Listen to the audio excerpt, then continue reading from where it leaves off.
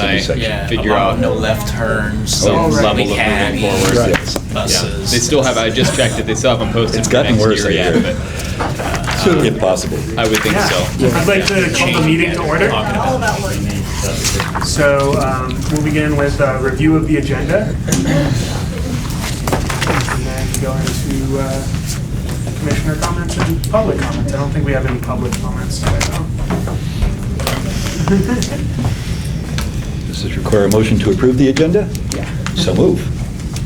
Do I get a second? I'll second it. Thank you. Everybody in favor? Yep. Aye. All right, so any public comments? Seeing none, we'll go to commissioner comments. I'll start out with thanking Brenda Conover? Bernadette Conover. Thank you so much. You're here from the CRB, correct? Yes. And you're not necessarily the permanent person? Correct. All right. Thank you so much for joining us today. Sure. Oh gosh, I'm just glad to be back. I'm glad you're all back too. I don't have any other comments. Thank you, though. Chris will save you till the chief's report. Yep, that would be great. Thank you. Seems weird to have to approve the agenda. to me. I've never been in a meeting where you had to do that.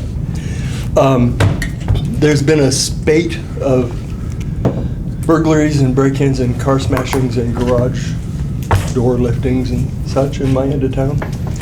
And it appears to me that it's mostly due to, or, you know, an important ingredient is people's not doing their crime preventative work of locking doors and securing things reasonably and so on. I think everyone I've read the detail on has been an unlocked door or a garage door that's not secured.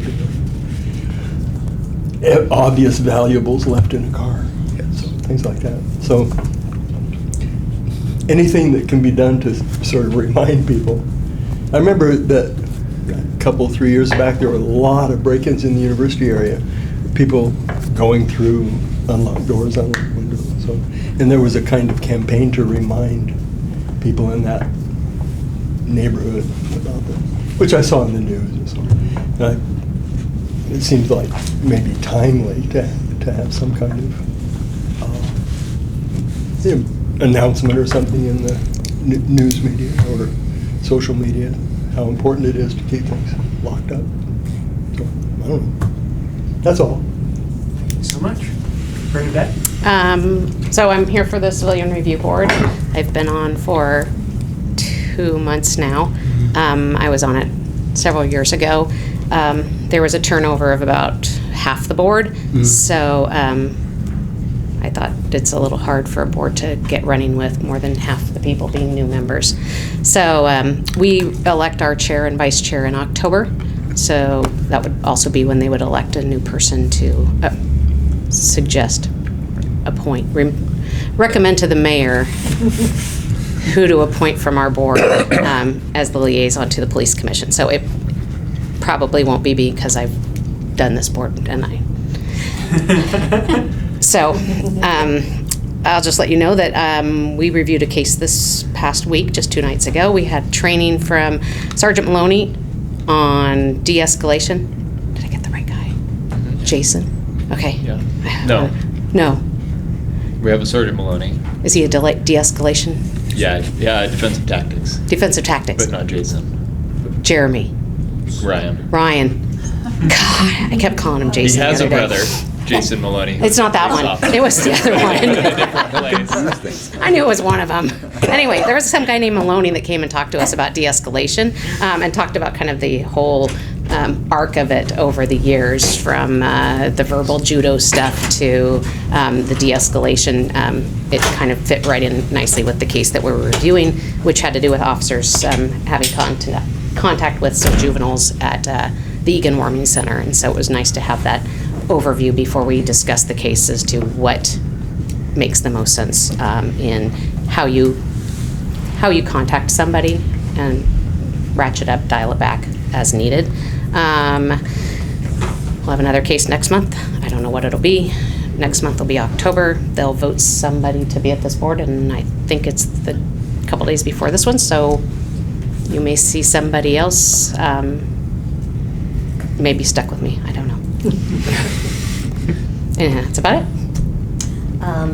Well, glad to be back and nothing to add. Now that I'm a vet with one meeting under my belt, I thought it'd be nice to go out in the community and just let folks know informally, you know, I'm a police commissioner on this board, and kind of just let them speak to that and see what that means to them. And it was interesting to hear the comments back, just their idea of what this is, how it operates, but also hot topics that they want to talk about and just be listening to that. So that's part of the endeavor I used the last couple months, and I'm happy to share more of that if it comes up pertaining to any of the agenda items. Thanks. My name is V. Huynh. I'm pretty new to it. I think my first meeting was also with Matt here. I've been to two separate, I decided to do my 911 center visit in two parts because I wanted to see what it was like at night and then what it was like in the morning. But it was all done on a Friday day. And learned a lot. It was really fascinating, and I have to give a lot of credit, and you know, it's just not enough credit given to these people who work there as call takers or as dispatchers. And what I've learned was that there needs to be some educational component in doing outreach for the 911 center, and I know that they have an outreach, you know, core group that are doing it, but they definitely can use some support. And what they wanted to do is to educate the public so that people know what to expect when they call, you know, for emergency or non-emergency or whatever call they make, because you know there's this expectation that once they call, immediately there's an officer who's going to show up, and that's not always true, depending on the circumstances and the level of urgency. And then also what I've learned is staffing is also a need for them to have more staffing. Of course, the same with the officers. I found that the number of officers at night working is really low, and that's probably true for every city, but here I found that the number was shocking to me. Is basically about 7 officers at night sometimes, and they're paired up, working in pairs. So then what you have essentially is 3 squad cars out there. That's what I understand. I could be wrong, but that's what I understand. And if you get a call that is, for example, something like a violent crime or something like that, these officers that are arresting the person who's being arrested, they take the detainee in and they have to basically process that person in the station, and then you don't have that squad car out there anymore. So that's one less car for these dispatchers, to dispatch. And so certainly, there's work in the plan, from my understanding, that, there's new officers being trained, and, hopefully within a couple of years, they will be on board working. But I was wondering if there's a way to maybe, broaden the VIP program, and that's something that, of course, the chief would decide on. Because in San Francisco, there were, instead of the VIP program, what they had were reserve officers. And these people weren't paid, they're volunteers, much like, the VIP program. They take on officers who retire, who wanted to still, maintain their practice in law enforcement, and not, at the same time, they don't need the extra income. So what they do is they volunteer to serve. They do what regular officers do, but sometimes they're dispatched to doing stuff like, events when officers are needed. So that free the paid officers to doing other things, that are more critical. So that's what I've learned. And also concerning what Will said, about, letting people know about public safety. I recently wanted to start a neighborhood watch in my area. And so I got together with a few neighbors, and we got in touch with Janina, who is here. And she's with the prevention unit, crime prevention unit. She came out and met with us. She gave a lot of useful information. And that's something that maybe we can, share with the public on places like next door. It doesn't have to be a public campaign or anything, but something that's free on Nextdoor can be posted. And then she can also go out and evaluate people's homes, for them for free. I don't know how backed up her schedule is, but, at least people should know that there is such a service available to them. They wouldn't know this unless they contact Janina, and I think we need to put that word out there that she's available, and her coworkers on too. Yeah, so anyway, sorry for taking so long. Thank you. There's a connection between the de-escalation and the officers on the street. And some cities pay a lot of attention to this, in which de-escalation is part of a strategy of not having officers down at the Hall of Justice processing somebody for 2 hours. So it's keeping people out of jail, ideally just sent on their way with an admonishment, because that keeps the officers available. So de-escalation is not just about keeping the peace in that moment, it's also about keeping the officers more available when you're short of them. So there's a connection between those things that's really, really important. The other thing I want to say is that my own outreach as a commissioner in this last month, I ran a couple of Facebook public service announcements that were simply the text of the police commission's brochure, and ran that on 2 Facebook pages, one for Eugene neighborhoods, one for Safer Eugene and Lane County, paid to reach about 12,000 people, I guess. And there's the inevitable, why don't you people fix the timing on the traffic lights? People very unclear on what the commission does. I was impressed that there were actually citizens correcting those other people, so it's not a complete abyss of ignorance. And it was very predominantly favorable. There's the inevitable, I don't like authority comments, but there were also a lot of people who said, no, I've been to those commission meetings. There's good people working on that. They're working on important policy, partnership with the department. So there was more education out there than I expected, and about as much ignorance of sometimes even what the department does, because I'm pretty sure the department is not out at night adjusting the traffic signal timing. But that cost a couple $100 to reach over 10,000 people. So it's something that the commission might want to think about in future, making more use of social media in that aspect, and actually assigning somebody a little more knowledgeable about the department, perhaps, to monitor some of those comments and give the citizenry, accurate answers that other people can see. I've got nothing. Happy to be here. Thank you so much. All right, let's move on to the next thing, which is going to be to review and approve the July notes.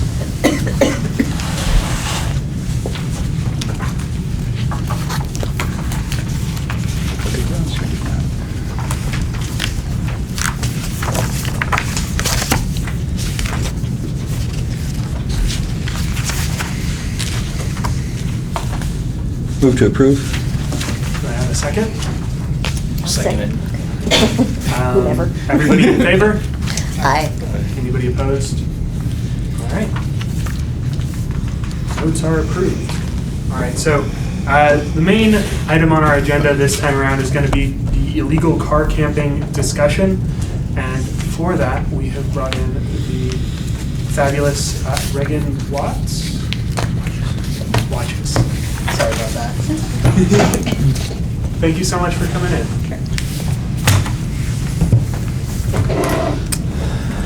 Should I Yeah. start? Okay. You can kick it off. So I'm Reagan Watches. I work in the city manager's office. My title is policy analyst, and I'm focused on the city's homelessness efforts out of the CMO. So I don't know how much context I should provide, but I am now the administrator for the car camping contract, which I don't think is the actual name on the contract, but that's how we refer to it. The contract, I think as most of you know, has two essential pieces. One is the contract is with St. Vincent de Paul, a nonprofit here in Eugene, in Linn County. And then part of it is to manage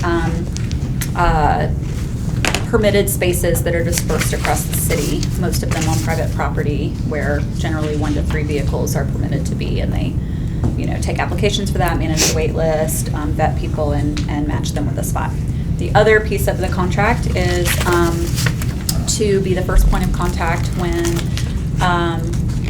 calls come in to the police non-emergency line for illegal camping, and St. Benny's is the first point of contact for them.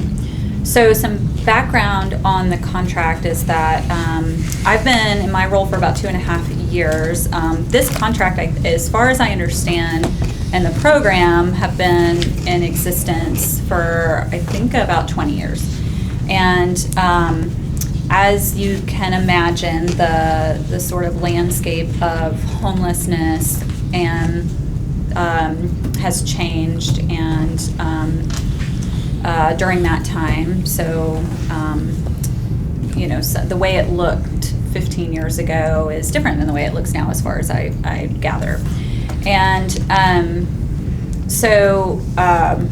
the contract has, I think since it began, been managed out of planning and development. During the last 2 decades, programs and things have also shifted in the city and the way our organizational structure is. And with some added capacity and what looks to be a continued resource on homelessness in the city manager's office moving forward, it made sense to move the contract over to the city manager's office. So that happened starting on July 1st with this new iteration of the contract, or on its renewal date.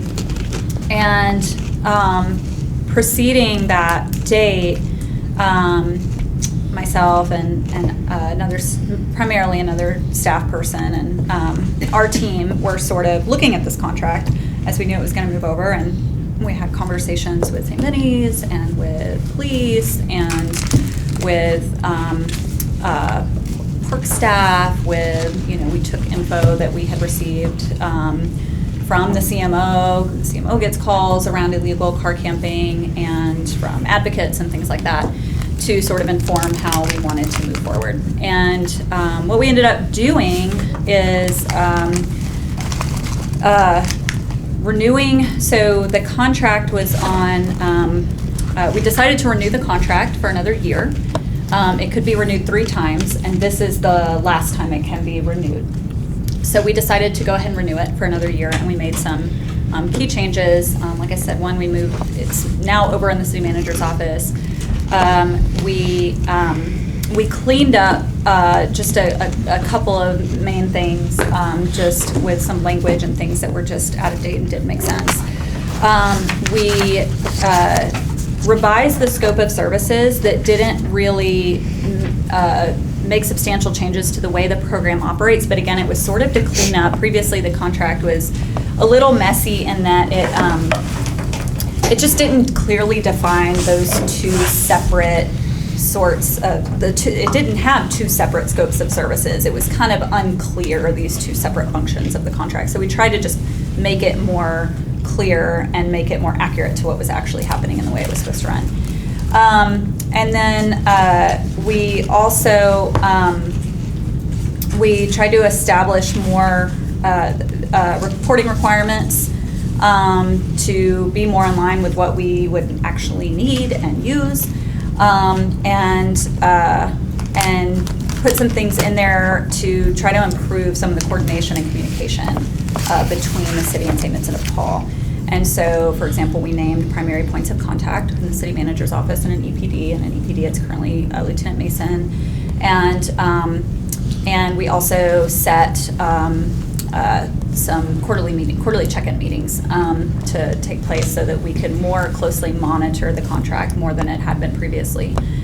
I would say in general, the goal over this coming year is, to make these changes in order to allow us to more closely monitor what's happening on the ground and what's happening with this program, and get some data and some reporting so that ideally we made some tweaks that will improve the way it functions and the coordination, and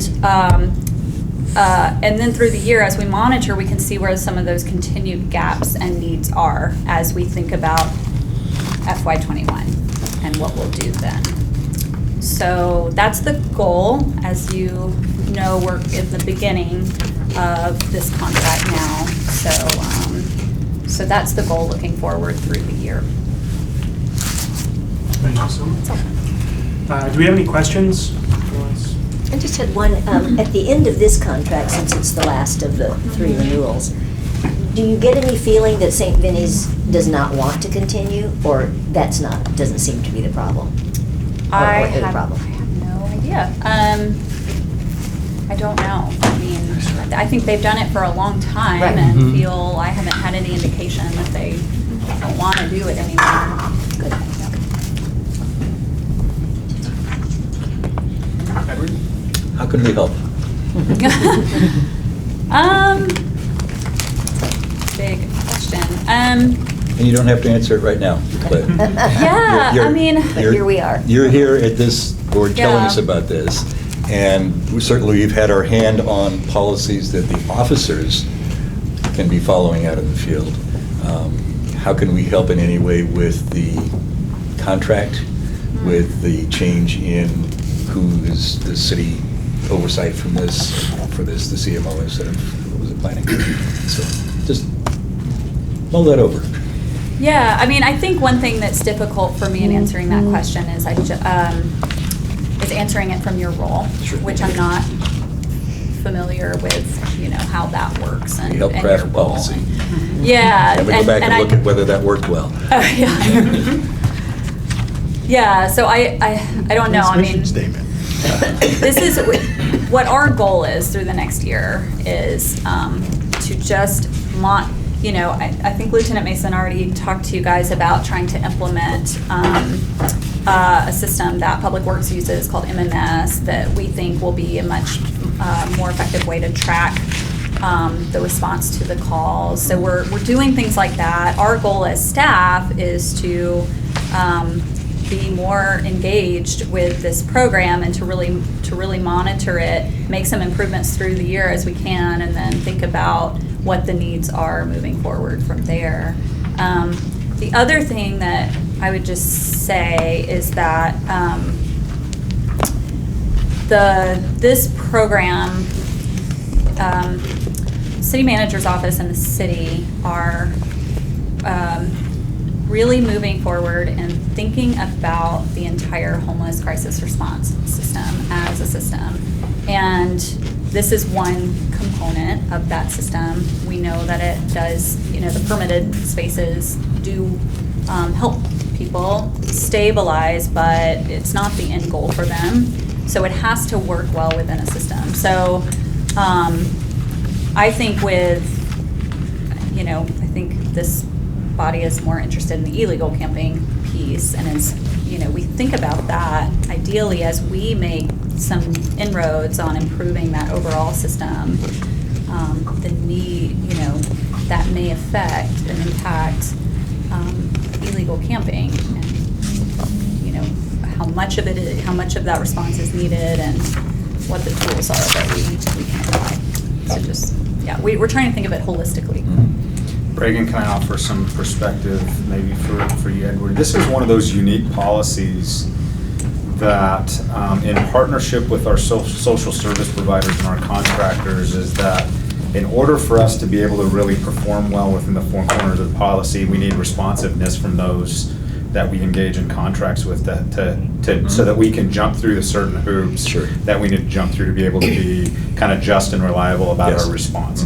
And so there is an intersection between policy and a contract with a social service provider, in the sense that I think this board can continue to pay attention and recognize that we're not efficient in affecting and administering this policy if we also aren't effective and efficient with our social service providers in their response.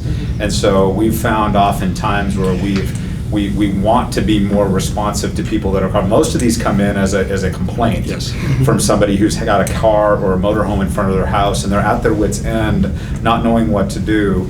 And we do our very best within the parameters of what we need to do and the time frames and the time limits that are kind of built into St. Vincent's response. So I would say that would maybe something for us, for you all as a commission, you can pay attention that if we become ineffective with our social service providers, then we become very ineffective in administering the policy. Or we have a policy that pushes people to a dead end.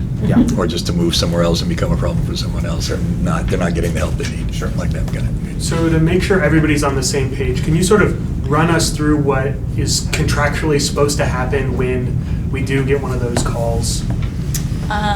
Sure. I think, and Lieutenant Mason. And Lieutenant Mason's here, and she's really, really well versed at this. She might be better. There's a chair up here. You want me to try? You're the point of contact. Literally back. Those chairs roll good, don't they? This doesn't affect me. I think what I heard you ask was kind of what happens when we get a call. So the call comes into non-emergency. It can come from a variety of places. Parks calls in, campers in the parks sometimes. We can add calls, public adds calls. It gets closed right away on the call screen, so it does not get dispatched to an officer, because by policy and by contract, the call has to go first to St. Vinny's. And I believe it's now 4 days. So from the time, so a call comes in today, tomorrow a report will run with all of the closed car camping. It will get sent over to St. Vinny's, and their staff, whomever that is, has 4 days from the date they receive it to go out and attempt to make contact, offer whatever resources they have, and explain to them that camping on the street is illegal and they should go someplace else. So after those 4 days, they either close it out, resolved, or they send it back to us. And now we are using the Public Works app. We went live about 3 weeks ago, and we're still working out the kinks. So I can look right on my phone right now and see what calls St. Vincent has referred back to the police department within that time frame. And then, as it stands right now, I assign those out to my sergeants to take care of throughout the week. Our policy doesn't say that we have a certain time to respond, but we do try to be responsive to those. As soon as Keith gets them to me, I try to get them out to the officers as quickly as possible, because I don't want to deal with the complaints that will come when the campers stay in the neighborhood too long. Did I hit it? So basically, from the date of receipt, they have 4 days to make contact, do whatever they're going to do, and then give it back to us so that we can then be timely as well. Does the complainant have to have any connection to the property where the person is seen? No. Is there anything that tracks who makes the complaint to see if somebody's going around town and saying they're camping here, they're camping here, they're camping We here? have those people, yes. So it gets entered into CAT, that's how we track it, and I guess you can be anonymous if you wanted to be, but we capture a lot of the data automatically by the phone number and whatnot. Most people give their name. They're usually neighbors, somebody living in the neighborhood or affected place, a business park. Sometimes we have a few people in town that do drive by looking for homeless camps, whether in car or tent or other, that do call in a lot, and they give their name. And if it's somebody who's been called in at one location and social service agencies contacted them and they move someplace else and they get called in there, is that being tracked as well? How many times, and is there any escalation of what happens? Is that a leading question? No, I'm just trying to understand the whole thing. It's like, Okay, so yes, and it's an interesting dilemma. So we have what's called Willful Violator Program, or I guess it's an ordinance, frankly.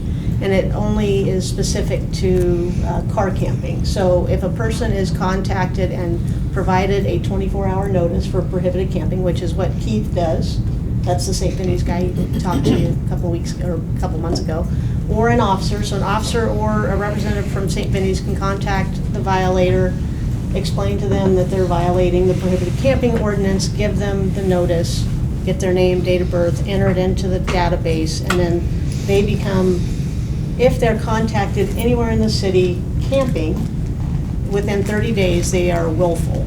And what willful allows is that they can be cited again for prohibited camping, they can be arrested, and they can or have their vehicle impounded. So it's only good for 30 days though. So if they're able to avoid being called in and contacted, so Keith, I think, talked about how people won't answer the door.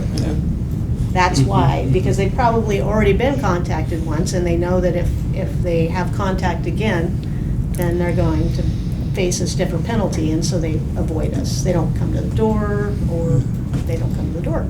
Yes. Does that answer the question? And it's just 30 days. I mean, there's not anything as far as beyond that, a 90-day, No, 6 right. months or anything like that. Not at this point. And that would be done by council, It not would- by any Yes, policy. it would require an ordinance change. Bernadette, if you could raise your hand, you got Will in the queue. Sorry about that. That's right. We don't do Um, cues in my, we It, can talk. It sounds to me like all a person would have to do is move around a lot to avoid. And they do. That's pretty And much it. that would be the thing to do, is just move. Well, the ideal would be Or to have move a plan. frequently enough not to have somebody call. Yeah, that's what I'm thinking. But once they get called and we have contact, Then you've gotta- then they're kind of in that no man's land. But that would also require officers taking the initiative. I mean, I don't know, how do I say this? We contact the same people over and over and over. And there's the moral dilemma of, do I seize their motorhome and put them in a tent on the street versus encourage more frequent movement? But it does sound like the more frequent movement would handle it for the camper person. Yeah. But certainly if they moved every day. Yeah, I think we estimated, or Keith estimated, that there's probably 75 to 100 That many. vehicles that are constantly in flux over the last year or so. I mean, they come and go, but he's either had contact with the majority of them or been out to the majority of them at some point in time. Thank you. And since I've been doing it, I see the same people frequently. I had a question as well. So they have 4 days after, St. Vinny's has by contract 4 days to reach out to the people. And they are in the contract supposed to reach out to them at multiple times during the day. So did we add that language in there, or Did. was that just something they were doing? No, it says they will make every attempt to contact the campers at different times of the day. Right. So yeah, I was just wondering if that meant they were going out multiple times in those 4 days, or if it was like, they go on the first day and then just, wait 3 days before sending it in. No, I know, I wouldn't, they are not putting dates in there, the actual date and time that they do try to make contact, but I believe in the original iteration of the contract before this one, there was no obligation to attempt contact more than once, but everybody agreed that it was beneficial to do that because the goal of the program is to gain compliance, not to have enforcement. And so they felt like they wanted to make the effort of 4 attempts within those, I think at the time it was 2 days, right? So they had taken that upon themselves to do that, and I know that Keith does try to hit different times if he's not catching them. So. Anybody else have any other questions? 'Cause I have one last one, which was about the advertising for additional places for these willing campsites, and how some of that onus falls on St. Vinny's. And I was wondering if you could talk about sort of the public outreach piece of it as well.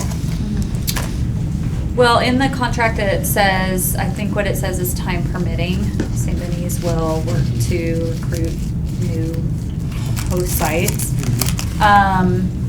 So, I mean, I think that the focus of the program is to, you know, I mean, that is sort of what it says. And they spend a lot of their time managing the permitted sites and responding to the calls. So I don't know that they're able to do a whole lot of that. There have been active community members or neighborhood groups who recently have put a lot of effort into trying to recruit new spots.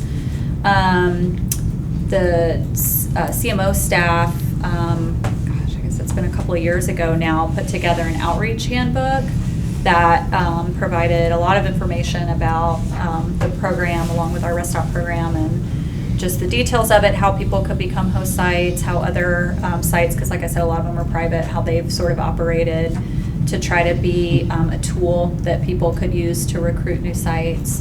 So, yeah. I mean, we don't do a lot of outreach and recruitment of new sites. I mean, we have limited capacity in our office and a variety of programs and efforts that we're working on. So we're trying to equip community members and neighborhood groups and things like that to do that as they're interested. Yeah. Thank you so much. Sure.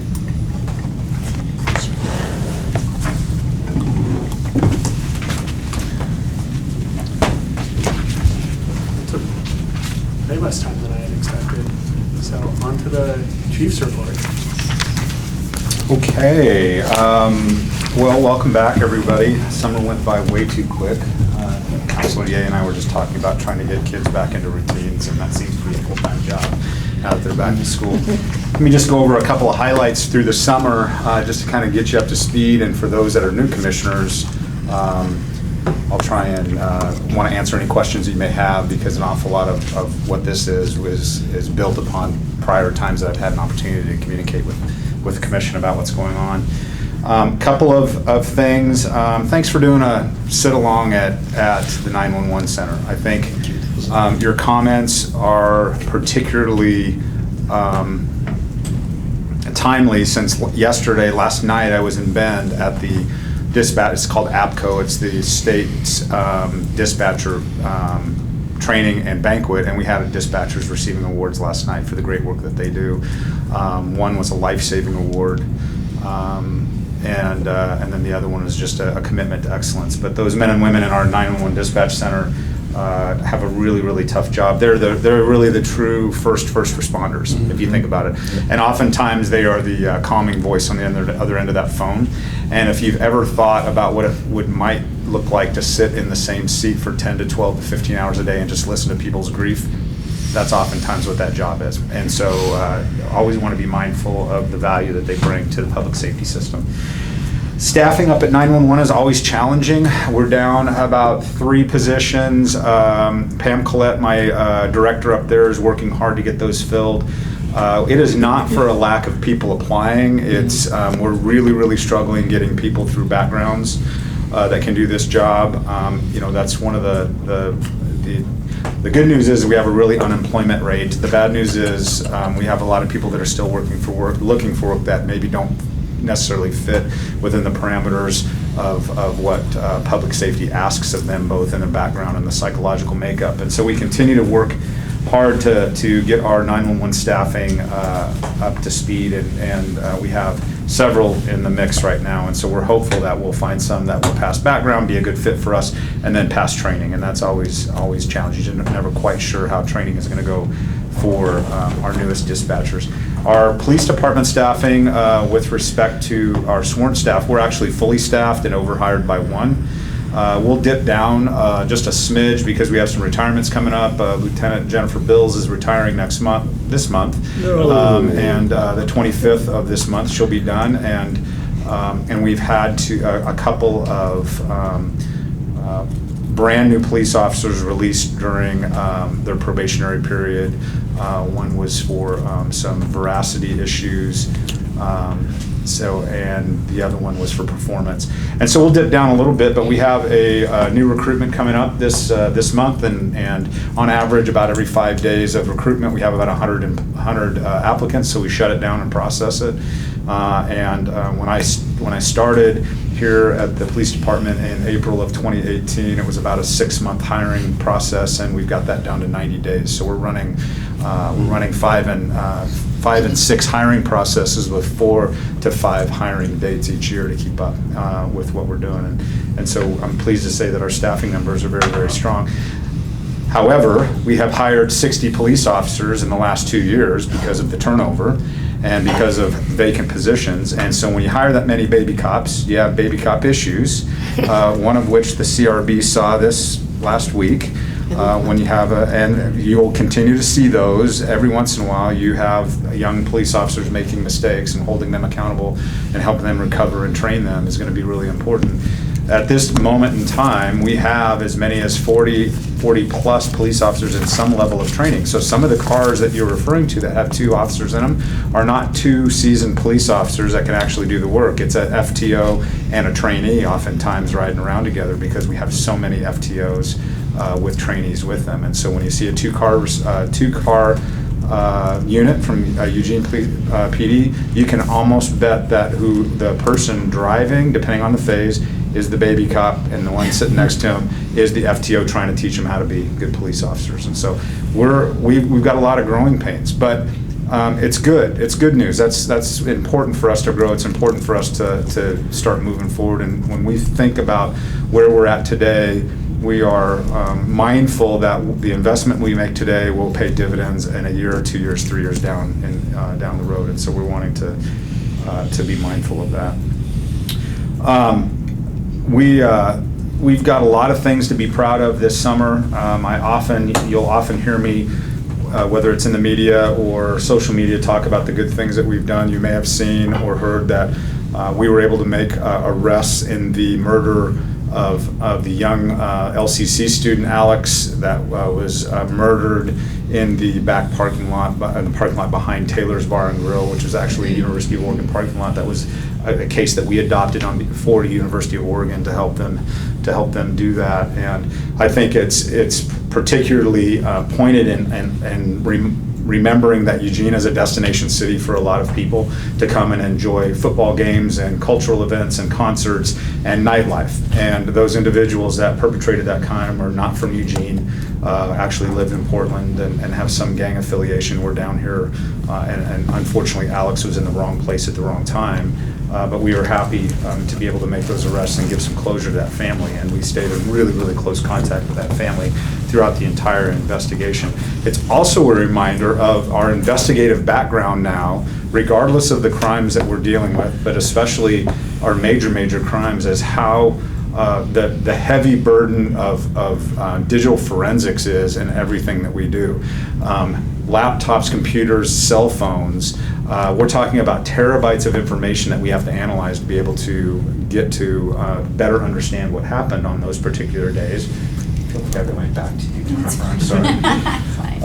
And not necessarily the capacity in-house to be able to image those things and analyze those things. So we have to send that out, and of course, when you send it out, you get in line behind everybody else that has sent their stuff out, and so sometimes it takes a little bit longer to analyze our digital evidence. And so sometimes people have a tendency, their framework or their context may have been CSI, where in 48 minutes things are revealed, and in reality it takes much longer than that. And so I try to remind people of that and ask them to be patient with us as we do that. But amongst all the things that we, especially this summer, that we're proud of that we're doing, whether it's the hiring and the training and the solving of homicides, I will have to say, as a chief, there's probably not a prouder moment than watching your people perform like they did during the protests that we had downtown. When you had two factions come together, one of which felt like it was important for them to open carry their firearms to include assault rifles, and understanding that at a moment's notice that there's a flashpoint that occurs that could result in some significant community changing violence.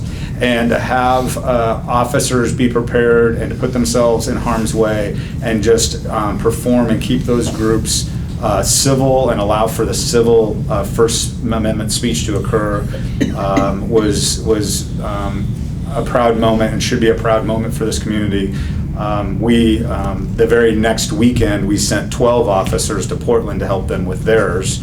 And there was some great successes in Portland as well. And so Chief Outlaw texted me personally and thanked me and said that they couldn't have been as successful as they were without our help and the help of others. So those types of things happen a lot, especially in communities like Eugene and Portland, is that we manage the differing opinions and the political sensitivities. I will tell you that as your chief, one of the things that's important for me to do is be able to see around the corner. And I'm already contemplating and starting to have conversations about what the 2020 election cycle looks like, and understanding that this is just a precursor of things to come about this time next year into the November timeframe, that we're going to need to be prepared for a lot of people that feel like their voices need to be heard, and provide a safe atmosphere for them to be able to do that. Lastly, the city continues to have some good dialogue around the implementation of the payroll tax. That brings a tremendous amount of much needed resources to the public safety system. Remember, that's not just the police department, it's the fire department, to include dispatch, municipal court and homeless services, as long as intervention and prevention services. And we, from now until the time we are able to have the mechanism in place to start collecting that, we're thinking about the things that we need to do internally to prepare for an influx of individuals. Talked about the FTOs, for instance. Every single FTO I have right now is with a recruit. If I start hiring at the pace that I would love to start hiring, I don't have FTOs to train people. So it is very much a cause and effect relationship when I think about building an organization that I think can better meet the needs of this community, but not breaking us by growing too fast. Sometimes in the business world, sometimes you can grow broke, and I don't want to grow broke. And so we're working on some things that we can do a little bit differently around training, field training and evaluation, and maybe more visually. One thing that was not built into the Community Safety Initiative, the CSI is what we're calling it, is any capital infrastructure needs we need to change here. Here's a great example of this. We don't have enough locker room space for officers. So we're getting kind of creative on how we move some people around and kicking a wall out and putting a hole in a wall and creating some more locker. I mean, just things like that when we were building this, we were so focused on the service to the community, about delivering the service to the community, we didn't think about where we were going to park all these cars. Our lots are completely full. Our locker rooms are completely full. So we're finding ways to change those and meet those needs within the budget parameters that we have. But that will be something that we will continue to work on throughout this year and into early 2021 with a July or early 2020 with kind of a July 2020 deadline for making sure we have everything in place so that we can start hiring. And when we do, it'll be a very measured and strategic approach. I have given the direction that I'd like to see us fully realized over a 36-month period, which gives us kind of each year kind of a measured approach to growth so that we don't grow too fast. And then you'll see by growing too fast means you're not training adequately, and adequate training is the kiss of death for any police department. We need our people well trained and well supervised and held accountable, and so we want to be mindful of that as well. So that's all I have. Thank you so much. Thank you. Can I ask him some questions? Sure. That sounded bad. I'm just curious, the racial and gender makeup of new hires? We have good groups and bad groups as far as our diversity. For instance, this particular class that's at the academy, I just saw them yesterday up at some training. We had 4 women within that group of 11 or 12, and so that's fairly successful to have that many women. The academy class before that, we had some persons of color that we were really, really pleased. We continue to do a tremendous amount of outreach on all platforms, whether it's social media, whether it's job fairs, going to special interest groups, recruiting at the college. We do the very best we can to cast a very, very broad net. What's interesting, though, as because I meet with everybody that we hire, and what's interesting, and I will tell you that the Eugene Police Department is seen as being one of the gold standard for recruiting with regard to being able to get good officers. The academy, for 2 classes in a row lately, that most recently have called down and said, these are the best recruits we've seen in a long time. So they are really, we're getting quality people. The challenge has always been is having a really deep, diverse pool of candidates. And it's not for lack of outreach and getting the message out. So one of the things that is occurring right now with the Criminal Justice Commission in Salem is doing some analysis around, for instance, when you ask different people of different demographics, and I'll just do a gender analysis, when you ask men and you ask women their level of interest in becoming a police officer, if those are relatively equal, then the question that we don't ask is then what's the barrier? What's the barrier that's keeping you from doing that? And how do we remove barriers from people that actually are interested in being police officers or in law enforcement or dispatchers or any kind of public safety? How do we remove those barriers? And so there's going to be some interesting work being done there. And I'm not sure I can, and I maybe anecdotally could come up with what some of those barriers are, but until we get a chance to really do some outreach and ask people, it's hard to say. So I will tell you, sometimes our report card's a B+, and sometimes our report card is a C- when it comes to our recruiting efforts. You answer really long-winded questions. What about language? What kind, I mean, other than Spanish, are there any other languages that we're looking to have spoken in the department, or? I mean, or is it something you're looking at, or is it just something that we're lucky if we get it, but Yeah, we don't specifically recruit for language skills. Okay. We recruit for bilingual, bicultural. We think people that different languages and different cultures make us a better police department, and we don't specifically target one specific one. Oh, that's great. Got it. Be next.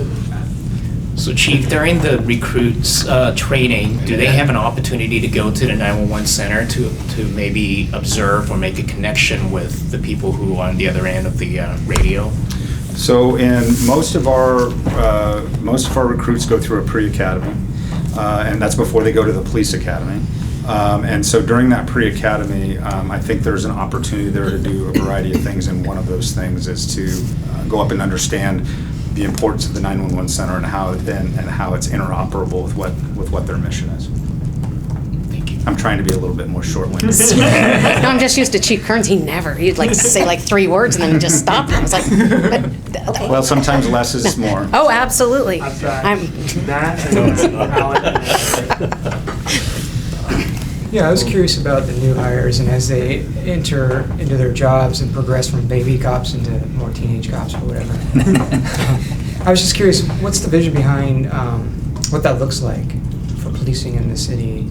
Is there any comment you have to that, or collaborate on that a little? Well, let me take a stab at it and see if maybe you can give me a little bit more clarity. So the strategy behind building this police department is not on the backs of every single person we hire being a recruit or a baby cop. We can't do that. And so the piece of this, when you see those cars, I should have said most of them are baby cops, but the piece of this that I didn't point out is that we also have a very, very strong lateral recruitment where we're getting lots of people coming to this community that have been police officers from elsewhere and out of state. And so you bring this depth of experience and life experience and police experience that really, really makes us a better organization. So that's how we can kind of blend that. So we have some brand new cops that are just learning what that means to be a police officer, and then some that have been police officers for 5, 7, 10 years that come already really seasoned, and they just need to learn kind of our way of doing things and geography and those types of things. So we're trying to be mindful of that. Our recruiting is lateral openings are continuous because they come in kind of onesie-twosies, and we try to jump on those. We are very, very responsive. Whereas our entry level are more calculated, where we post it, open it, close it, process that. Our laterals, they are very valuable, especially good laterals that aren't running from something. Mm-hmm. And every lateral we hire, I meet with, and I find out why they're coming here and why they want to come here. And I will tell you, high 90 percentile of laterals that are coming here have some kind of family connection to the Willamette Valley or Eugene. And 90% of them also are not applying for other agencies, they're only applying for Eugene. That's the only place they want to work. And I'm finding that more and more and more with even our entry level. Back in the day, it was, as a brand new cop, you went and applied, and you like applied to 10 different spots, and it was kind of first come, first serve. We're finding more and more people that are specifically targeting Eugene for a variety of reasons, but specifically targeting Eugene, so I think that's very, very promising. Alan? Yeah, I work in Salem for the state, which is why for the new folks I can't be here until 5:45, so my van pool doesn't get here until 5:30. But today we had the state did a diversity, exclusion, equity, and inclusion conference, and the state police chief was on one of the panels, and he mentioned one of these programs that they were talking about equitably treating people. And one of the programs that they had started a couple of years ago was a program that instead of giving people fines for doing getting fix-it tickets, basically, that they can't pay because they're poor, so then they get suspended and then they lose their job and that whole story plays out. Instead of that, what they've done is they've worked with some of the auto parts stores to do vouchers for, so if you got a broken tail light or a headlight or something like that, they give you a voucher to go to one of the auto parts stores. Right. And he said that they had made that available around the state. Are you aware of that? And do we? I am. Travis Hampton and I have talked about that. What's interesting is there was never a mention of extending the voucher program for us to be able to use their vouchers for their. No, they want you to do your own voucher. But they want us to do our own footwork. thing. Yeah, and the other thing too that is important to remember about the state police is of their mission, 90% of it is traffic enforcement, and that's what we do. Yeah. They said they stopped $250,000 cars a year, which is interesting as low staffed as they are. Imagine, because they're embarking on hiring 100 new troopers over this next biennium.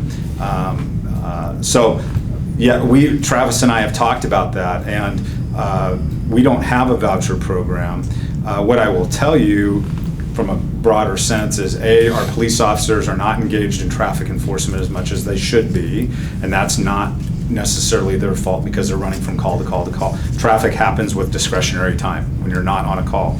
And it's an important piece of public safety, not just traffic safety, but public safety as well, is one of the challenges. But the one thing I would tell you, Counselor, is that when we look at our citations across the board, or our stops across the board, our traffic stops across the board, we're only averaging right around about 25 to 30% of the times that a citation is even issued during those. So there's sometimes a misnomer that every time somebody is stopped that they're getting a citation, and we really try to take the approach that with we can change behavior with a conversation. And get this fixed next time. Get this fixed and let those go. I can't imagine, I wouldn't know the numbers without doing the analysis, but I can't imagine that defective equipment citations are very prevalent in this organization at all. Because we recognize that there is a large majority of people with defective equipment that are also struggling to make ends meet at home, and so asking them to fix their tail light and giving them a $139 fine for a broken, it doesn't make a lot of sense to us. So we'd much rather have the conversation, but we don't have the voucher program. But in talking with Travis, I think it's a great idea, and especially for those troopers that. Yeah, it seems like a great idea. And it goes, I guess the way that it works, I'm not that familiar with it, is that they take the voucher and they go to one of the auto parts stores and they can get a free light bulb or something like that. Right. And what I don't know about it is how it's funded, because I'm sure that state police have some grant money or some funds that they're backfilling or purchasing the vouchers, and I'm not quite sure how the back end works. And the nature of their work is really different from them. Right, and the nature of what state police does. I mean, the large majority of their traffic stops end in citation. That's a revenue that's part of what generates the revenue. Traffic citations do not generate revenue for the Eugene Police Department. No. That's not a despite common it's not a motivator for us. It's not a motivator for us, nor should it be, regardless of whether it gave us revenue or not. But Yeah, just a couple of, two kind of different missions. 2 points was, I can't believe how many people have told me that you just need to issue more citations and you can pay for more cops. I go, it doesn't work like that, people. It's not, it doesn't work like that. And yeah, if we did that, that would be awful. But the cool thing about that voucher program is it's kind of thinking out of the box about equity in a different way, in that, you know, and it harkened back to our conversation last meeting where we were talking about, you know, giving yet another ticket to, or a violation to a homeless person who can't pay it doesn't do anything. It just adds up on their record in terms of what they can do. So thinking out of the box about how we can deal with these kind of issues is, I think that it merits some more thought. I like the voucher program. I think it's cool, but yeah, I understand we don't do a ton of that. I've got Edward on the list next. Regarding the murder behind Taylor's, it's an unfortunate fact that Eugene is seen as a soft target by criminals in a place like Portland.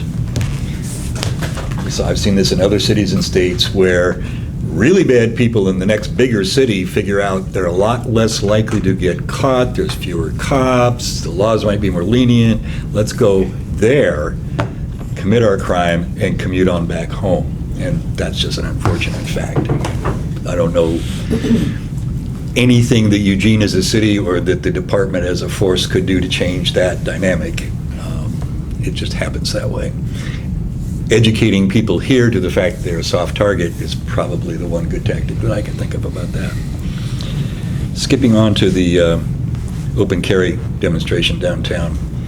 In the late 60s and early 70s, I was on a very different side of policing. I was an organizer of anti-war marches in Seattle, and that's actually how I first started getting liaison and communication with senior police, is how can we get through this? None of you get hurt, none of us get hurt, we don't go to jail, we make our point, we don't break any laws. That takes some doing. I really respect the choice to keep the mailed fist out of sight, to have the response officers in tactical gear, what were they, in the courthouse? That's a choice. Not revealing my secrets, but yes. Fair enough. I'll just say there's word on the street about it. Some departments would put them in a bus 2 blocks away, and that works until people participating in the event walk past the bus. Now everybody knows the cops are over there and they're ready to do we don't know what. Other departments would actually park them in the street right in plain view of the demonstration with a, you know, you all better keep your together or we're going to blank. So in essence, keeping that force out of sight treats the participants much more as adults and requires them to some degree to work out their differences without having that notion that these police are going to come and intervene, of course on my side, in the matter. So it's a judgment call, and I really respect the way that it worked out. Well done, and well done to Matt as well on that. 911 call takers. I was recruited by Seattle PD as a call taker applicant in the late 70s. And one of the things that I discovered was scoring 94% on the test is 1% off of not getting hired. Because they had a policy of not hiring in the top 5% because those people didn't stick around. It said, you're too imaginative, you're too something. We need people who can take this horrible grind day after day and not take it to heart in such a way that it destroys them. So that's a really fine balancing act. And I don't know how Eugene works that particular balancing act, but it's something we're thinking about, is you have to have an aptitude for listening to people's misery and not telling them that you've heard their story 6 times already this week. Getting them off the call fairly quickly if they're just tying up resources with their tale of woe, no matter how legitimate their tale of woe is. Not everybody's suited to that. So nothing but respect for the people who do that work, and they don't get enough credit, quite honestly. That's all I have to say. Thank you so much. Did you? Nope. All right. Thank you so much for your report.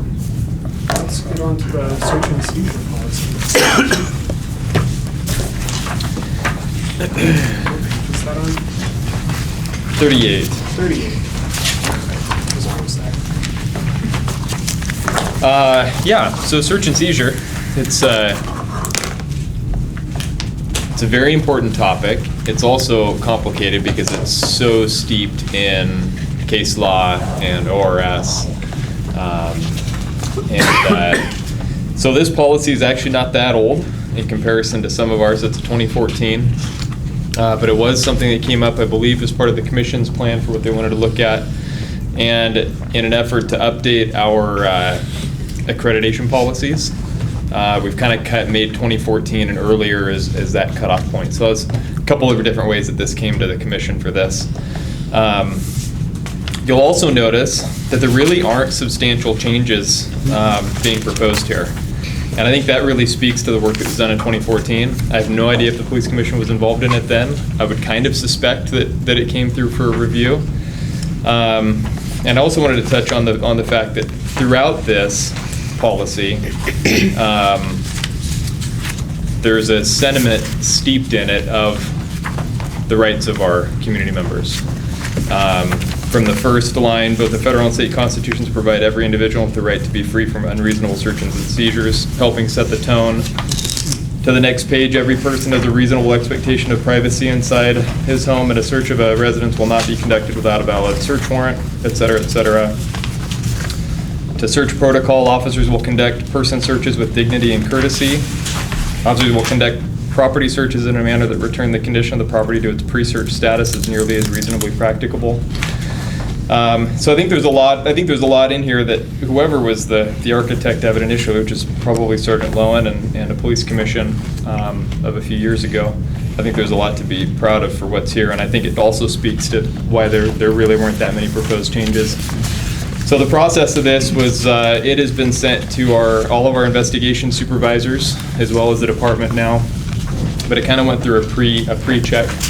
With the investigation supervisors to then go to their teams and do a review from the investigation side. And then also through the attorneys. Obviously the district attorney's office, the city attorney's office, and we'll be doing one final one with and I'll get into that in a minute, with the city prosecutor's office.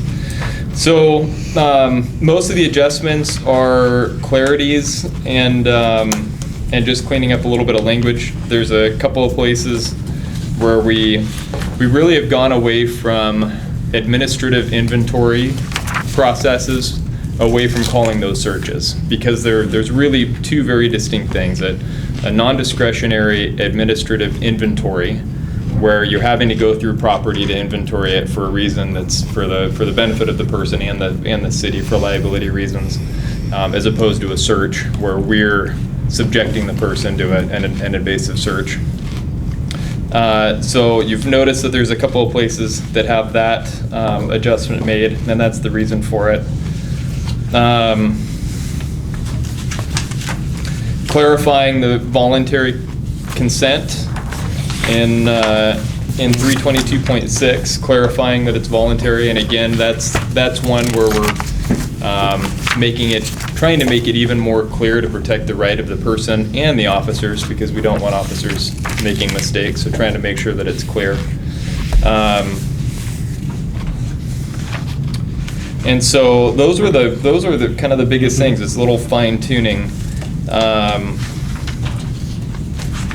There's one section that's the mobile vehicle exception, and that is a piece that is still being reviewed, and that is 322.7.3. Page 43. Page 43 leading into 44.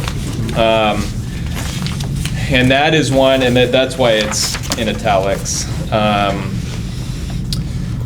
That's one where we have taken an overly restrictive stance on it, and that was from DA's office recommendations from years past, where there was some feeling that the law was going to go shift in a way, and we were being proactive with it.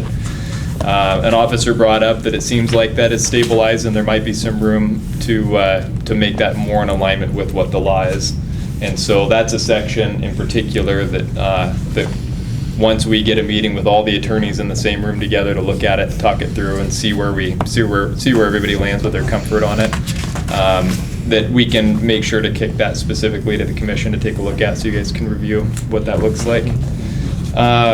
with that, a little bit of that background on it, and the changes that we made, the reason that we made the changes, I guess I would suggest we just kind of go back to the start and see if anybody has any particular questions, thoughts, concerns.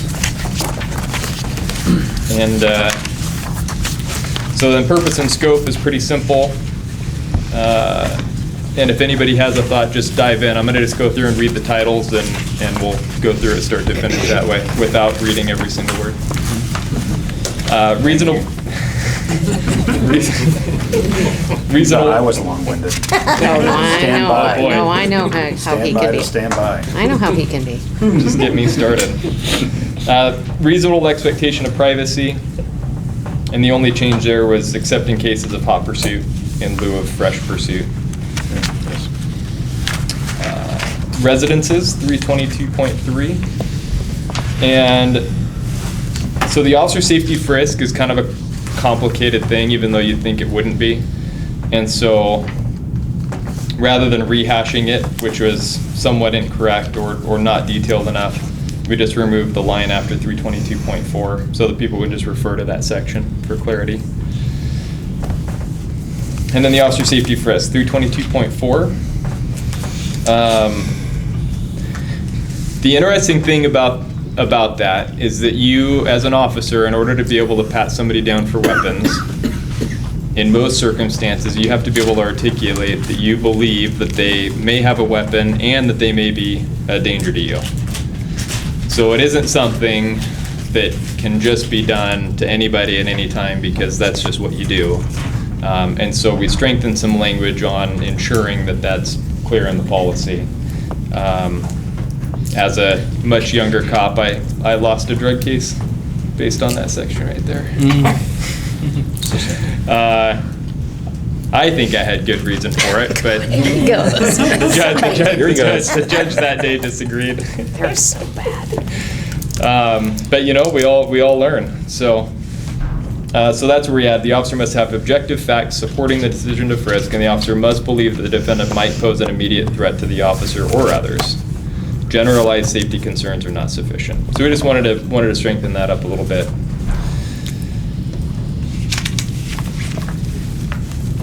Search protocol. Slight change for just adjusting the video recording system. Trying to make that a little more broad as our video recording systems adjust and those policies adjust. Question? Yep. Mike, In-car video. correct in thinking that we do not have any openly transgender officers on the force at this time? Not that I'm aware of. So, under F1, recording, that still reads in-car video, by the way. An officer of the same gender as the person being searched. So as I would read this, but that's just me, any time that we're searching a transgender individual, there must be two officers. This is what the Human Rights Commission sent me over here originally to talk about 6 years ago. Well, and should be, because it's not always possible. Yes, got it. So, I'm just saying, there might be some language in here about that, as opposed Okay. to let's figure it out later in court, which should have been done. Just a thought. so wait, yeah, I guess I don't track that. Two completely different.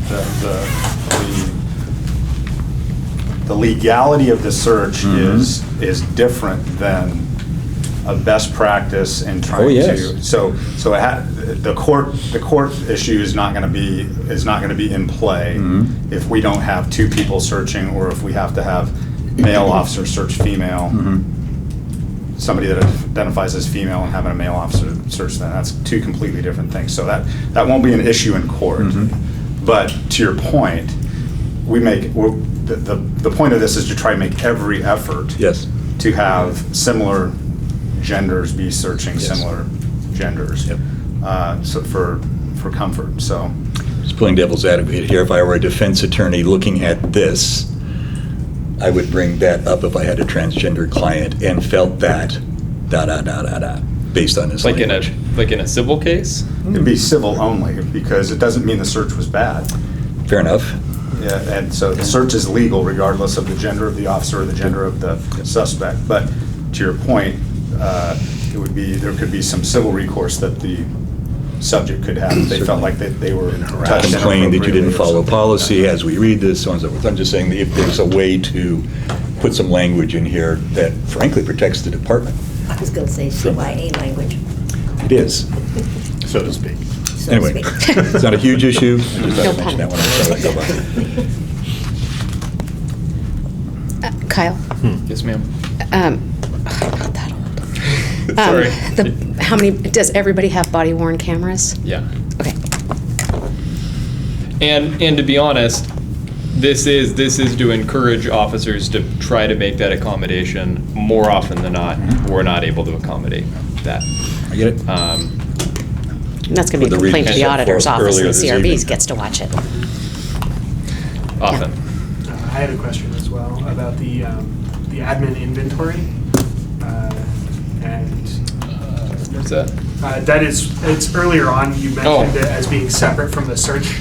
I was just wondering Yeah. more broadly, like if there was, on my ride-along, when an inventory was necessary, there was concerns about the drug content, and so they, and needles and such, so they moved it to the, like actually, the facility where it was to be inventoried by admin. So are those done in the field generally, or like, is that something that we need to worry about with this search and seizure policy?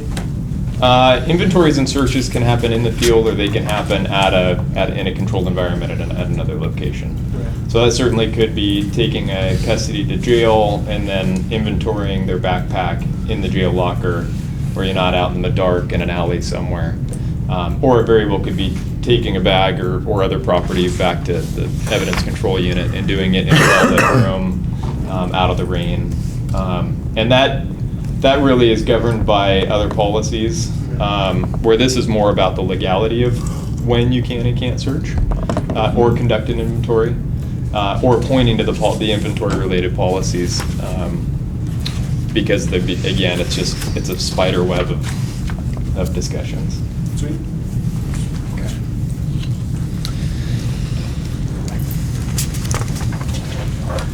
So that kicks us down to consent.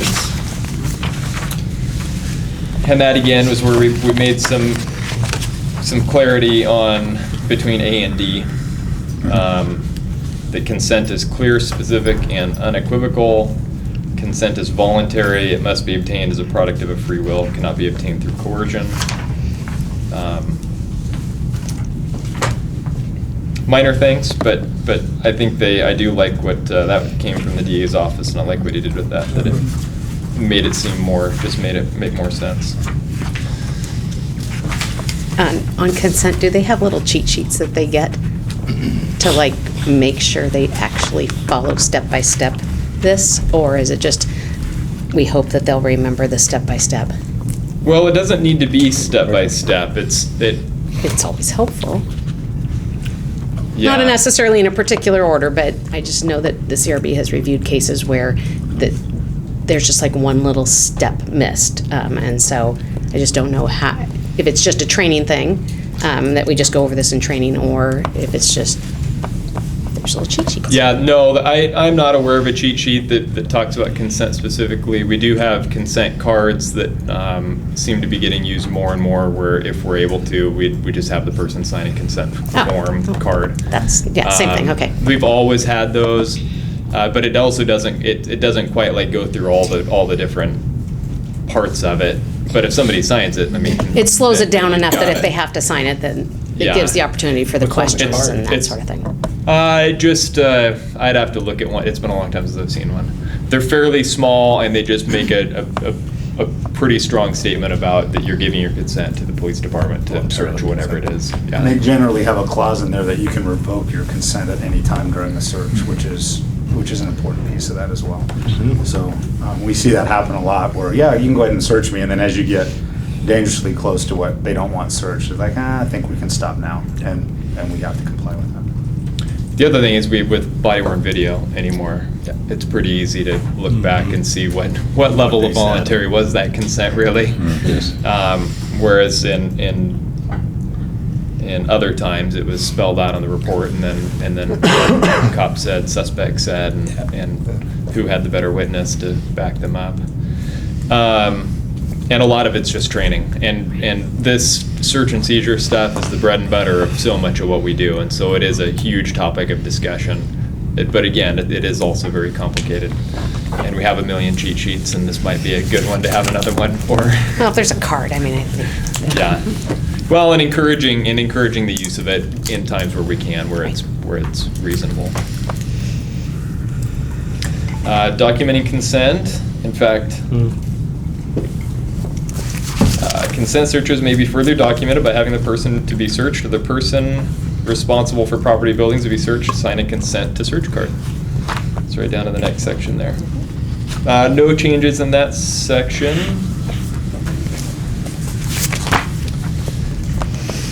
Probable cause searches and seizures. There were no changes in that section. you changed hot pursuit someplace else, but you still have it here. Did we miss it in there? Like, hot pursuit, yeah, so that should be fresh pursuit. Good Fresh catch. just that's why they brought me along tonight. Oh, no. We crossed out fresh and made it hot pursuit from That's what I fresh thought, yeah. pursuit. The other way. Okay. Yeah, so it is. So it this is one had good. already said Yeah, so hot, it's okay. good, yeah. Exigent circumstances. There were no adjustments in that one.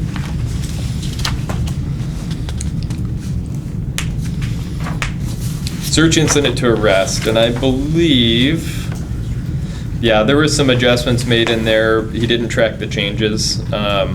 Honestly, I'd have to pull up the current one to see exactly what it was that he adjusted. A valid search incident I forgot to look that up, and I apologize for that. A valid search incident to arrest is only permitted when the person was arrested pursuant to a valid arrest warrant or the officer has probable cause to arrest. And the search is necessary to protect the arresting officer from safety-related concerns, a precaution to avoid the destruction of evidence or the escape of the defendant, or reasonably related to the crime for which the defendant was arrested. You want to search them for handcuff keys. Bingo. Yeah. And other weapons and. Or a knife that cuts flex ties. Implements of escape, yep. What Too does- many. What does reasonably related to the crime for which the defendant was arrested mean? If they stole a lamp, you can't go looking for Drugs. There you go. Yeah. Oh. The purpose of the search has to be within a Related to reasonable what? scope of what it was that they were being arrested for. The reality is that everybody that gets arrested gets searched before they go into our police cars for safety-related reasons, and so, so the rest of it, I think, generally doesn't come into play anyway, because we have to transport everybody in our police cars. So generally speaking, yeah. Where does that part come in here? What's that? Where does that come in here in terms of that you search everybody before you put them in a police car? Well, it's under A there, necessary to protect the arresting officer from safety-related concerns. Oh, okay. And so when they're in a police car, and they're being transported and your attention's diverted, it's a pretty safe bet that a search is reasonable for the safety of the officer doing the transport. So it's not specific to that, it's just that section applies Yeah. to that circumstance. No specific call-out section for that. Yeah, no, it's not. There'd been some discussion about it about 10 years ago, but even that, at that time, was ruled not as being in keeping with the law, and so this really is the best practice that we're at now, for the legal minds. Not much else in that section, nothing of any substance. The mobile vehicle is the one that's still in play. We just couldn't quite get that figured out in time for this. I have a question. And let me give just a little more, and then if you don't mind, maybe I'll answer your question. Maybe. So the See how he current, talks to me. It's kind of The current, we have the 3 sections. The officer's probable cause. So the vehicle exception that permits a search of a vehicle and the containers therein without a warrant exists when, and you have the 3, ABC. The officer has probable cause to believe that the vehicle contains contraband or other evidence of a crime, and the vehicle was mobile and associated with criminal activity before the initial police contact, and the vehicle is attended and operable at the time of the search. And the current legal standard for that now really only comes down to 2 factors. And that is the automobile is mobile at the time it is stopped by police or other governmental authority, which would be, your general case would be a traffic stop. Officer makes a traffic stop. So the vehicle has the ability to be operated. It's got a person there that's operating it, which means that it could go away at any moment. And probable cause exists for the search of the vehicle. So the officer, during the stop, has developed probable cause to believe there's evidence of a crime inside the car, and then they can search the car without a warrant. Ours lends to the officer having knowledge that the vehicle had contraband in it prior to them actually making the stop. And so while it's a small detail, it's a huge detail in that mobile vehicle exception being able to be utilized by the officers. So it's the development of probable cause during the stop, as opposed to having to have prior knowledge of the crime before the vehicle was even stopped. And so that's what we need to make sure that everybody's all the attorneys are on the same page for. The DA's office has said that the prior knowledge is not necessary, and that if probable cause is developed through the process, then the vehicle can be searched. But that's where we just want to be cautious and make sure that we're being super careful with how we make adjustments. And that's what we're looking at right now. So they didn't answer my question. Perfect. But that was extremely informative. Then shoot. Vehicle exception permits search of a vehicle and the containers therein. I can understand why there's a distinction between being able to search the vehicle and a closed container. But don't you want to cover yourself completely by saying the contents and containers therein, or contents or containers therein? Because as this reads strictly, and maybe I've been around too many defense attorneys, I would bring it up. Can you give an example of what you're thinking? I don't see the difference. Stuff strewn across the back seat of a car is not a container, but it is contents. But the car itself is a container. I agree. So you're searching the car and any containers. Brighter minds than mine may have figured out this is perfectly good language. It's just, to me, it seems like a little possible loophole. I'll look at it. At least chew on it a bit. Spit it out if you want, it's okay. That's what you get the big money for. That was my only question on that. Okay. Just in case you were wondering, why you did the big money. And Bernadette, you look like you No, have I got some- nothing. Okay, all right. You'll know if I have something. So that section is another one where we took out administrative search and made it an administrative inventory. And part of that's just changing the mindset of the officers also. So as we go to best practices, that yes, they're one and the same in a physical sense, but it's changing the mindset of what we're allowed to do and why we're doing it. The inventory piece has become far more complicated since I've become an officer. And so trying to make sure that we're giving our people the best tools there. So that's the rest of that section. Community caretaking, emergency aid. Obviously the underlined section there was all added. And I really like what he did with that to additionally clarify the community caretaking. It was probably a little bit light before.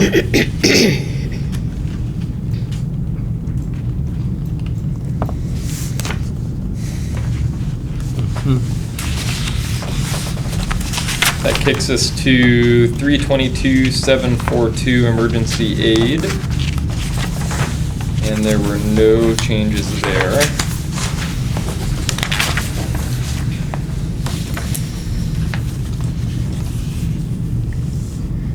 Plain view and open view. First section being plain view, there were no changes.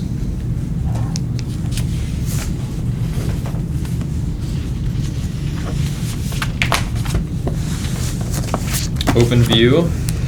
Was a little bit of an adjustment there. The observation is a lawful open view search rather than the view is a search. Pretty minor, but still help to clarify. Parole and probation searches, no change.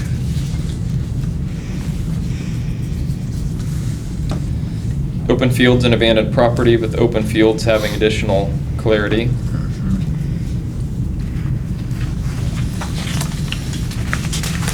And just what an open field.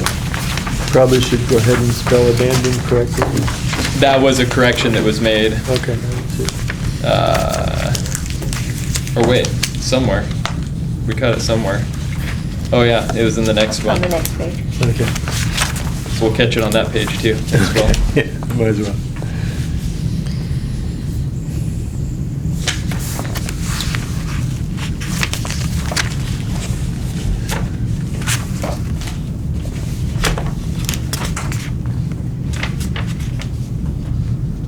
It's amazing in case law discussions, the discussion about curtilage and access to the public and private property and where that delineation goes. I mean, that's the sort of stuff where you can just spend hours debating between attorneys about whether or not the officers were in the legal right to be in a place. And where it's just, they can just be difficult, especially at 2 in the morning when it's pitch black and it's kind of hard to tell where you're standing. Exactly, it's sometimes how these discussions and how these laws get created. So definitely some clarity in there, but nothing too impactful, I don't think. Takes us to abandoned property, not abandoned property. And that had no changes to it. And that gets us to the end. Any general thoughts or feelings, sentiments about it in general as we carry this forward? I'm just happy to see the department being this careful about it. Yeah, I have the same sort of general comment. I was impressed with the care taken to protect the rights of people to be searched and properties to be searched. I mean, it started off on a nice note. Okay. So, I liked it. I appreciate that the police commission has matured and not gone into wordsmithing as they did with policies 10 years ago. And Oh, we can still do it. oh no, Every now and again. No, I mean, as I tried to say 10 years ago, it's pointless to do it because, well, we're advisory. Yes. And so Yeah, it's true. like, you can say we'd like the officers to do this, and we'd like the policy to say we like the officers to do this, but he gets to write the policy. And to say things that are too wishy-washy, he's not going to put that in there. Maybe, I don't know, I just met you tonight, maybe you'd do wishy-washy, I don't think so. But I just appreciate that everybody's not nitpicking about words, except Kyle. It's your job to That is kind nitpick of my about job, words. yeah, Right. it is. Or at least to get the right people specifically to nitpick the words. Right. That know what they're talking about. Thank you so much. All right. With that, we will go on to the community outreach update. So as part of this, we're going to look at and review places where we might hold upcoming meetings to meet one of our objectives for this cycle.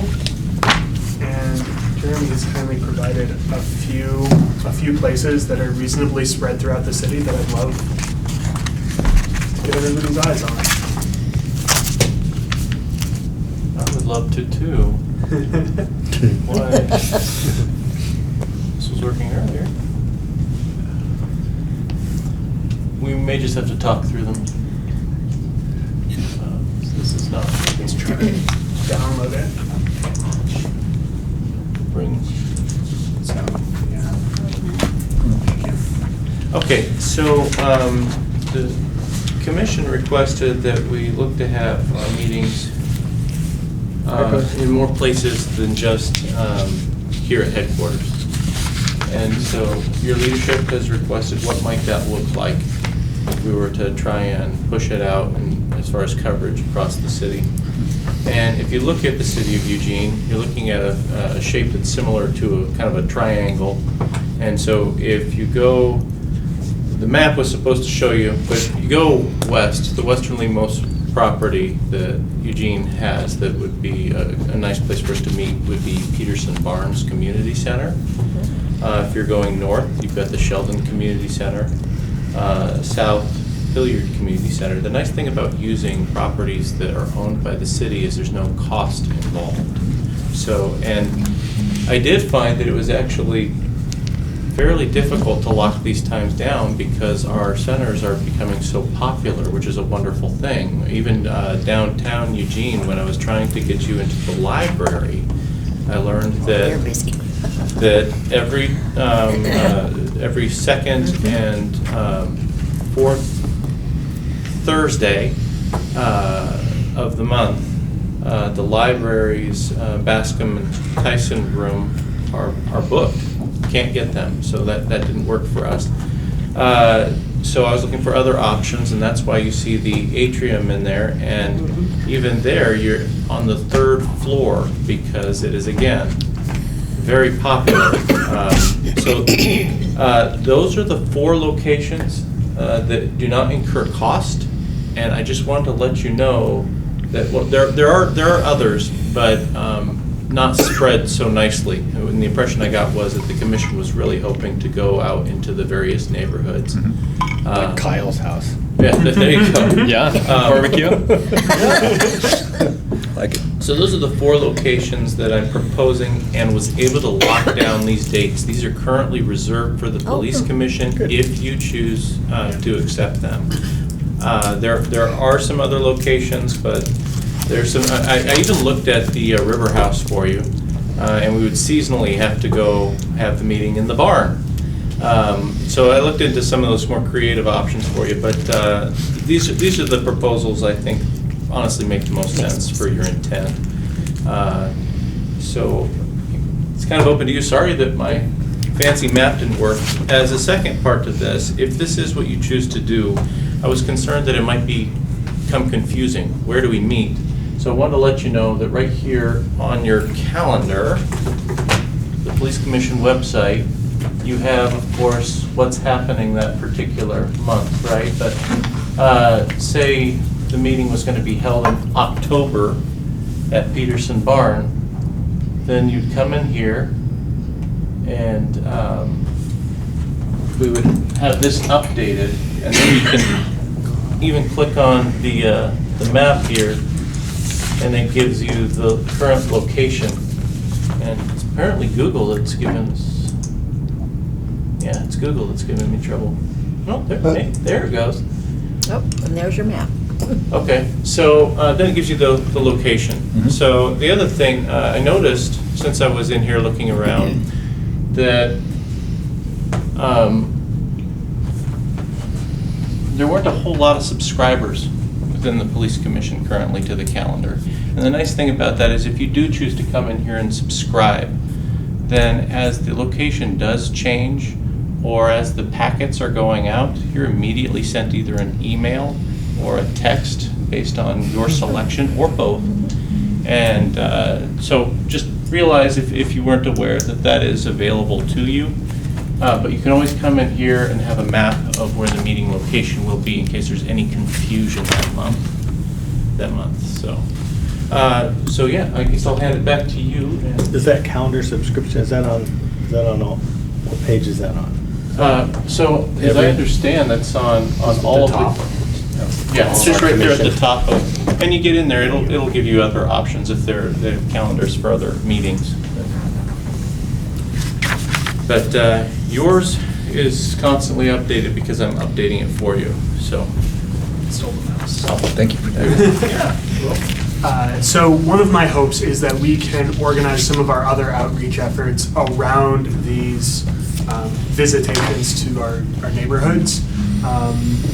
You know, I hadn't really looked into what Edward was doing as far as the Facebook stuff, but I think this would be a perfect opportunity to bring more folks in, even, get some of the people who are regularly concerned and interested to subscribe to the calendar. Does anybody have any thoughts, concerns? Now it's working. There we go. It's working, there it is. There's your meeting locations, and I had set it up so that you guys could see the places that were not selected. Just Now so you're you just showing off. Well, It works, I swear. the point is, so here's where you are regularly meeting. Here's the atrium when you go downtown. There's Peterson Barn, Sheldon, Hilliard Center, and this is where you always go for your retreat. So that gives you the spread I think that you were hoping for. Yeah. Edward? If we're going to do this, and I believe that we should, that's a decision that should be made as quickly as possible, so we can have the maximum time to let the public know it's not here, it's there. And obviously, we need to pay attention to signage here for those folks who show up here anyway. Does this need a motion to move it forward? I was hoping for I it. so moved. Second. Any discussion? I would just say, because we did this in the past, if you do move it, sometimes you want to think about having a second round of public comment, so people show up here, it's not here, and they drive to Peterson Barn. That's a good So point. just either adjusting your calendar, so if people show up and have something they really want to say. To include maybe, I mean, I don't know how many people you usually get. this is pretty standard. 3 to 30, depending on the news cycle. Okay, there you go, so. Mostly 3. V? I know that the standard meeting time starts at 5:30, but I think it's really hard for people who get off at 5 to make it to our meetings at 5:30 because of traffic, and if they had to, do whatever they have to do to get to the meeting. It's kind of hard. So I'm wondering if maybe we could, for these 4 meetings, start a little later time at 6 or 5:45 or something like that. I know that if I'm going to a meeting and I can't make it there in the beginning, I'm very conscientious about disturbing the meeting, coming in late. Just maybe think about that. Thinking about both your comments, moving public comment to the middle of the meeting and publicizing that we're doing that might be one way that makes that helpful. Because I do see people we've got 4 people who've signed up to speak. They speak, we move on, and then 2 or 3 more people who might have had a really great contribution or question show up and realize they can't speak, and they sit in the back hoping they'll learn something or what have you, and that's frustrating for them, and we don't get the public input that we want. So one workaround would be, we go ahead and start at our usual time, but we tell the public that your moment in the sun is at 6 or something like that. Any other discussion? Only that I will throw resources into publicizing this. Thank you. So when I'm setting those agendas, I will look at both of those things. If we do decide to, I'm worried about consistency, because with every sort of event planning, if it's inconsistent, locations is one change, time would be another. So I will look at various ways we can keep consistency as well as keep it open for public debate. That being said, let's vote on whether to move forward with these reservations. Everybody in favor? Everybody opposed? It's unanimous. And then, just as information, is there a way we could get the list of neighborhood associations in proximity from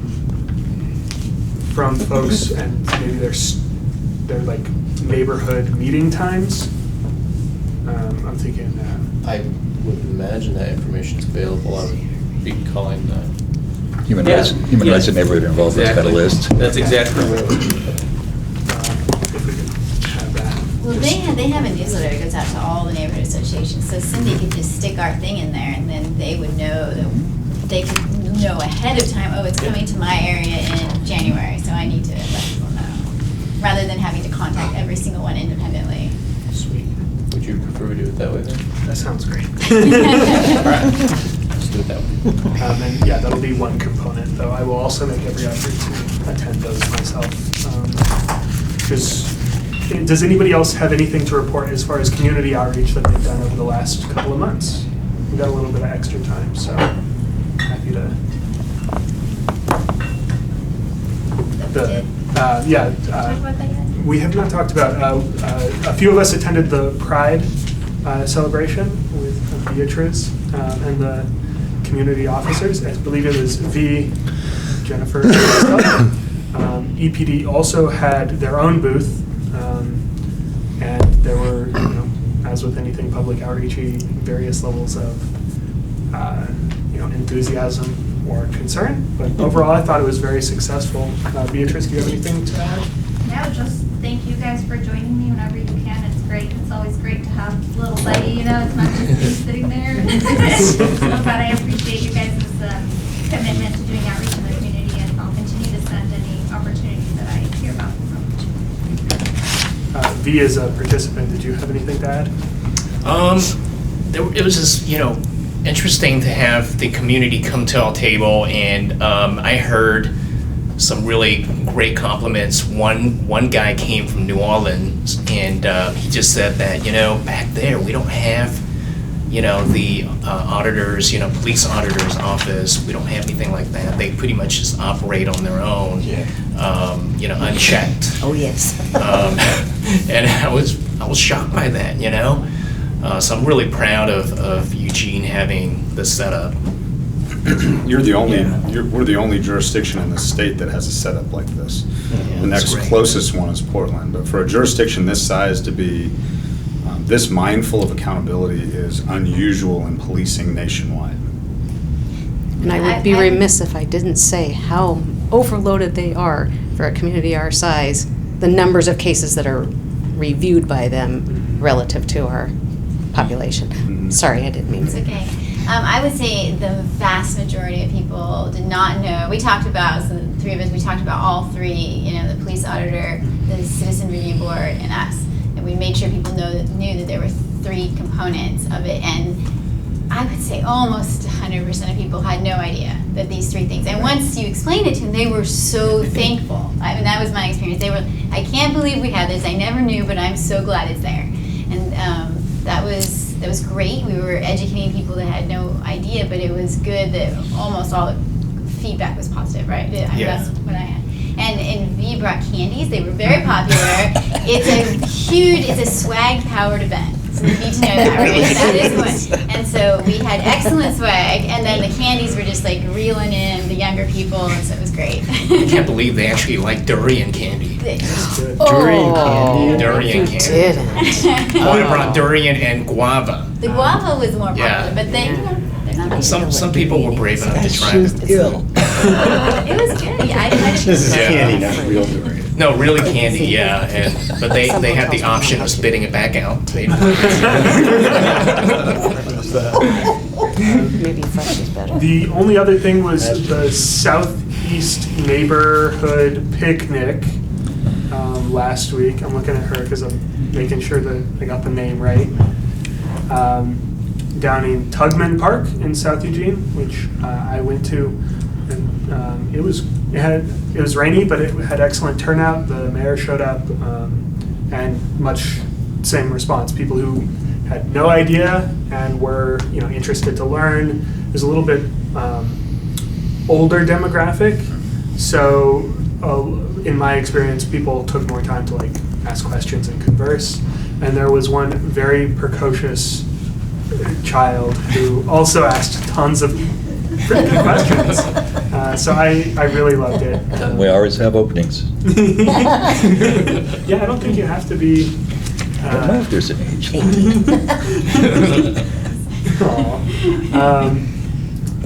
But yeah, that is my only comment as far as that's concerned.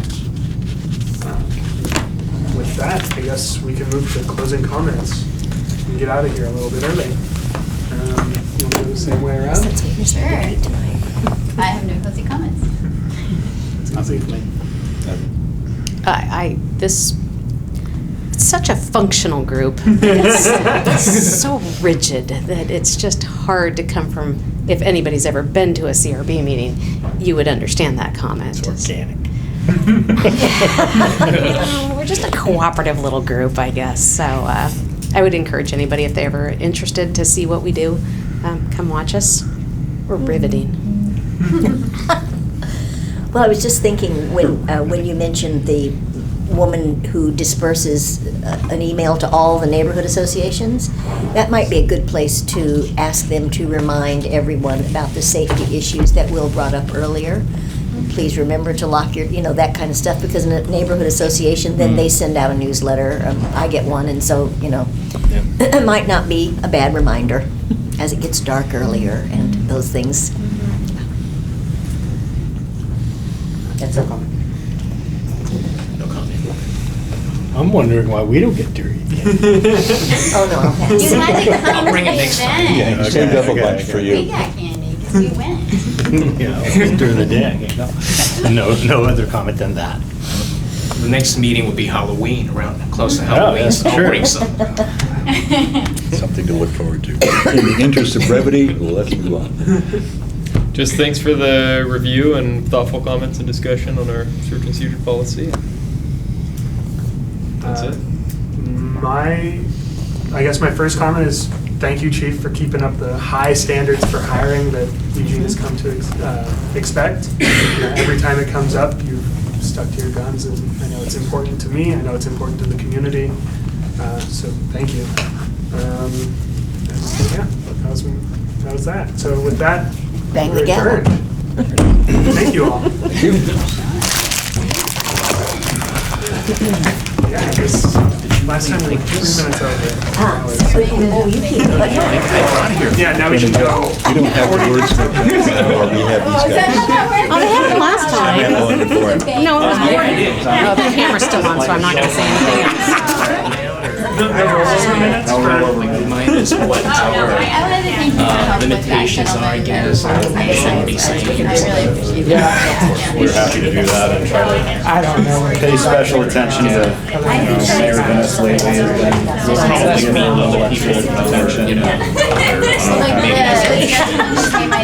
Every year. Watch your step out here. You did. Does try multiple times. We tried But I didn't really see some of those cases too. Well, and then it goes to the heel, and then it goes back. And then Oh, it no goes kidding, around, huh? and the discussion. Well, it's I guess it's the same. like- Non-gender specific guys. Yeah. Pay special attention to getting those city. But here we have reset schedule. Pretty agrees with They don't me. even say. It's a mess, yeah. That's the Yeah, right it's spot for awful. that. And then you expect these Yeah, we're happy with cops, a lot of viewers that are. All righty. What are we gonna do?